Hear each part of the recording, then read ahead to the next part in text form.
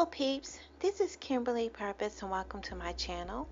Today I'm going to do another video about the American Aborigines. This is a continuation from the series that I was doing about the American Aborigines and the slave trade. This particular video is going to be based on an article that was written by Rebecca Onion from Slate.com, and the name of the article is called America's Other Original Sin, and this is going to be part 2 of the series. And I'm on page 2 of the article, and I'm just going to continue where I left off. In this particular part of the article, it talks about how the differences between Native American Indians and how they did their slave trade in comparison to the Europeans and their ideology and ways of conducting their slave trade. The difference is how there might be similarities and but mostly there are big differences between two things that occurred within history. But this article sort of enlightened everybody and pretty much shows how Native Americans were enslaving other Native Americans. The article starts off like this: Europeans didn't just displace Native Americans, they enslaved them and encouraged tribes to participate in the trade on a scale historians can only begin to fathom. Okay, then I go on to the second page. It says here, Europeans did not introduce slavery to the continent. Many, though not all, of the native groups in the land that later became the United States and Canada practiced slavery different or before European arrived. Native tribes in their diversity did not have a uniform approach to enslavement, given Americans' propensity to collapse all native people together. This bears reiterating. Many of those traditions also changed when tribes began to contend with the European presence. There are many slaveries, and colonialism brings different slaveries into contact with one another. Historian Christina Snyder, who wrote a history of native slavery in the Southeast, told me, contact pushed native practices to change over time as tribes contested or adapted to European demands. But broadly speaking, native type of enslavement were often about kinship, reproductive labor, and diplomacy, rather than solely extracting of agriculture or domestic labor. The difference between these slaveries and European bondage of Africans was great. So here they are again in this article. It's still reiterating African. Everybody knows that according to the new research that was done by Emory University in collaboration with several universities within the United States, it has been proven that not that many Africans were brought here into the United States. Only 300,000 Africans were brought into the United States during the entire slave trade. So this narrative doesn't fit well with the United States because it's not true. But anyway, what I was saying here, this article was telling you the difference between the natives and the Europeans. See, the natives were not in agreement with the Europeans' way of slavery. As a matter of fact, there was a lot of confusion because the European ideology was so drastically different from the Native Americans that it oftentimes caused a clash. And The natives did not do it like the Europeans. Theirs were mostly about, like you said, family, which is kinship, reproductive labor, maybe finding a bride or something. Um, and the other one's diplomacy, maybe the government governing of their tribe, to have peace between tribes. So, yeah. So, that was a drastic difference. And when the Europeans came, they wanted to use slavery to produce and make money. It was for greed, pretty much. Greed and using the land and reproducing and using labor, cheap, free labor, to gain wealth and to have greed, pretty much. And that's the difference between the two. Let's continue. Historian Packer, in his 2009 book, The Comanche Empires, writes of Comanche uses of slavery during their period of dominance of the American Southwest between 1750 and 1850. The Comanche exercised hegemony in part of numerical superiority, and enslavement was part of his strategy. Packer writes that Comanches put captives through a rigorous process of enslavement, a dehumanizing initiation that brought a non-Comanche captive into the tribe through renaming, tattooing, beating, whipping, mutilation, and starvation, but stipulates that once a person was enslaved, there were varying degrees of freedom and privilege. She or he or women might be married into the tribe, after which time they became, as Packer puts it, full-fledged tribal members. Younger, more children were adopted outright. After a period of trauma, captives could possibly attain quasi-free status. Their own children would become Comanches. So I like how they explain that. They use the Comanches tribe as an example of how slavery took place within the Native Americans, and how their belief systems and their tactics when bringing a person into slavery. Usually they either adopt a person into their tribe, or they might kill them. Usually those are the two options. But yeah, let's continue on. I'm going to skip this part about this New France. It's talking about Canada, I believe. I'm going to go into the part that talks about the United States. Yeah, I think all of this is about, well, it still touches on France. Let's see here. I'm trying to skip down. Okay. Let's go to this part. It says Rushforth.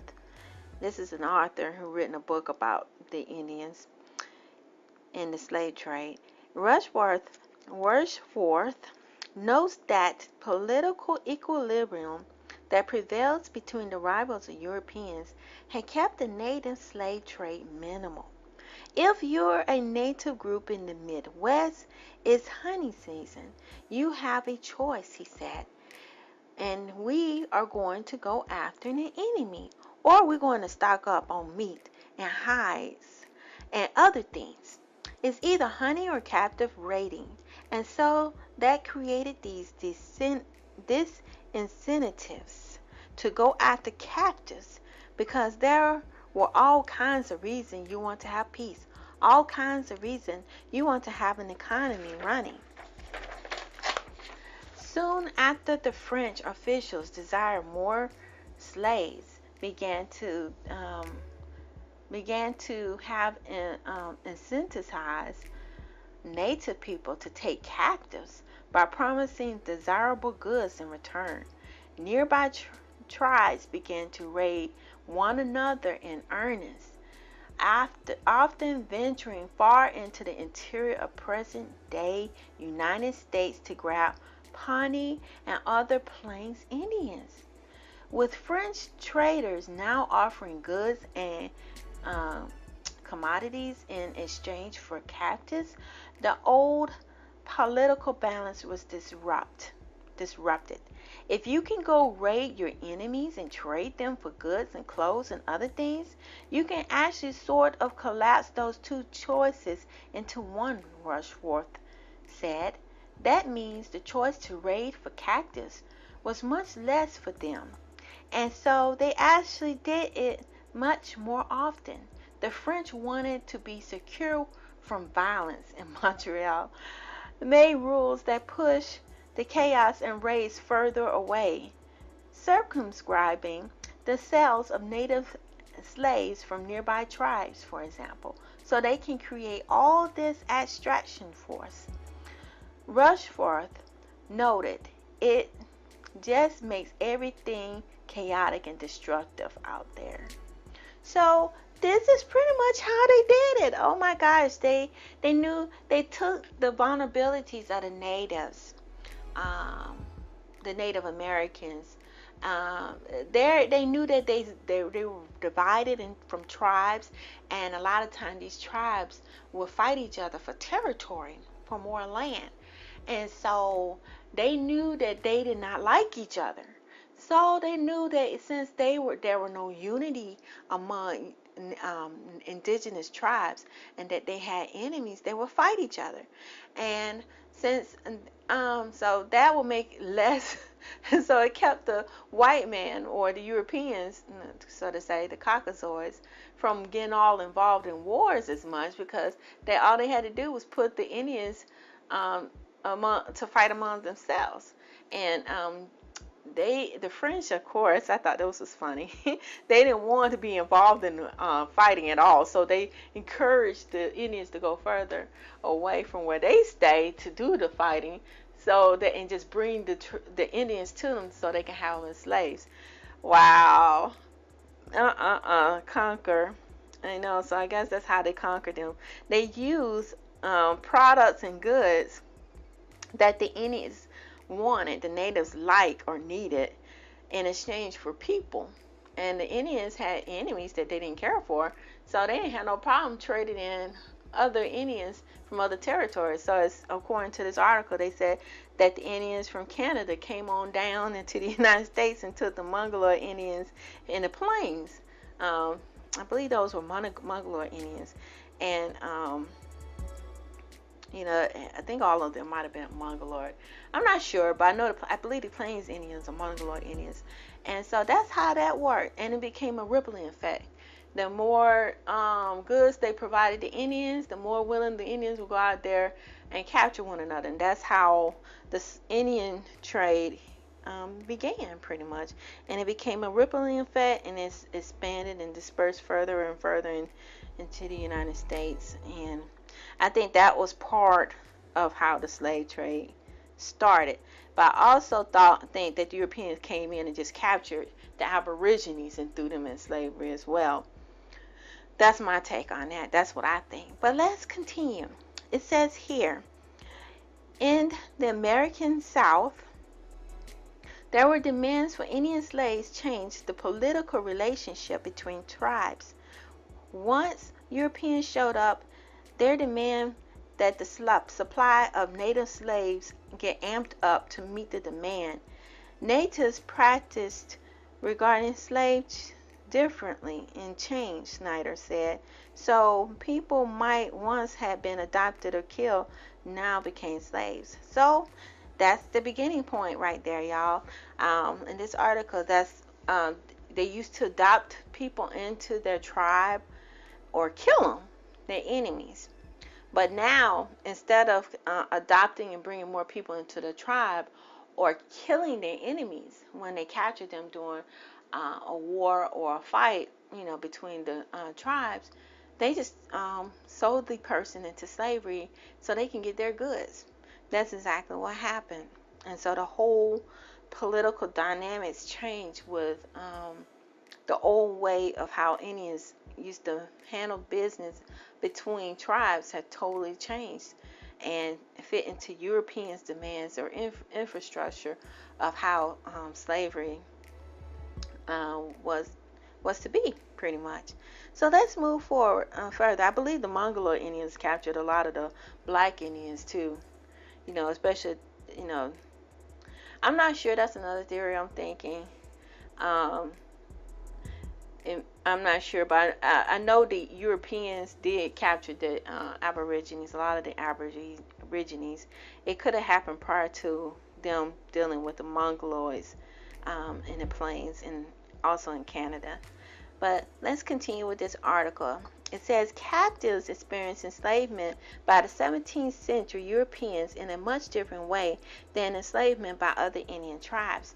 If native people were making captives by rival tribes, a set of relatively predictable traditions governed his or her treatment. But after a captor sold a captive to a European, the person was swept into a global system. She or he was now a commodity. In the South, Snyder said natives basically became slaves in a really similar way to African slaves. They were already arriving at the same time to the South Carolinas, reduced to a source labor caught up in a wide web of exchange. The native slave could be sold far away. Wordsworth points to instances of Apaches and other plains people being sold through Quebec and to the Caribbean. There are plain Apaches who showed up in sugar plantations in Martinique, he says. So that's a big difference between the Native American slaves, the traditional way of Indians and the Aborigines, the Mongoloid Indians, was that when they had slavery, they adopted the person into their tribe or killed them. Usually those are the two options, pretty much. And usually it was limited between tribes. Now, when Europeans start entering into the slave trade, it became something totally different. If a person became captured as a slave with the tribes, they might have a chance to have somewhat of freedom, but their offspring definitely have a chance to be free. Now, when Europeans had slaves, it was a totally different system and totally different dynamic. See, the Europeans' way of slavery was very evil. When a person was put into slavery, they did not have no freedom at all. There was never a chance for them to ever be free, and then their child would never be free, ever, under this system of European and white supremacy and this chronic system of being slave for generation to generation, which was passed on down. And see, Indians didn't look at color as much. Color wasn't a big thing. It wasn't in the culture of Native Americans and indigenous people. The Aborigines in there, they lived among each other in peace usually. And if they did, they had fight among tribes usually, but they didn't look at race or color. Color came, and race categorization took place when Europeans came into the Americas and changed things. And they brought a very negative, very destructive kind of construct into the country, which was not a good thing. All they did was just take all the Aborigines, the dark complexion Indians, and threw them in slavery, or the darker colored Mongoloids and threw them into slavery. And so what they in fact did was subjugate a group of people into slavery, where there was a chronic 100, I say more than 100 years, hundreds and hundreds and years of slavery of just one group of people who just so happen to be dark complexion, dark skinned individuals that they reclassified as being black or Africans, when in fact they weren't African. Majority of the people that were put into the slave trades were indigenous, and they were either